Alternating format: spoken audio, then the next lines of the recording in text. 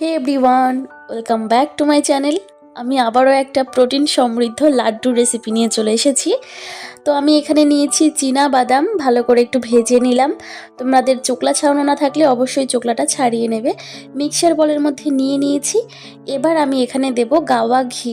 গাওয়া ঘিটা কিন্তু একটা খুব সুন্দর ফ্লেভার হয়। তো এর মধ্যে আমি দিয়ে দিচ্ছি 2 চামচ, লাগলে আবারও পরে দেব। তো এরপরে আমি দিয়ে দিলাম এখানে পাটালি গুড়। এখানে মিক্সার বাটিতে খুব মানে শক্ত হয়ে যায়, বারবার করতে হবে এবং বারবার একটু ঘি দিলে কিন্তু খুব ইজিভাবে এই টেক্সচারটা চলে আসবে। এবং দেখো খুব সুন্দরভাবে কিন্তু লাড্ডুটা হয়ে যাচ্ছে। আমি নাড়ুর শেপে সুন্দর করে গোল গোল করে ছোট ছোট শেপে আমি করে নিচ্ছি। আমি আমার বাচ্চাকে একটু হলেও এই লাড্ডুটা দেওয়ার চেষ্টা করি দিনে, তার কারণ এর মধ্যে রয়েছে বাদাম, ঘি এবং গুড়। প্রত্যেকটা উপকরণই স্বাস্থ্যের জন্য খুবই ভালো। দেখা হচ্ছে নতুন আর একটা রেসিপিতে।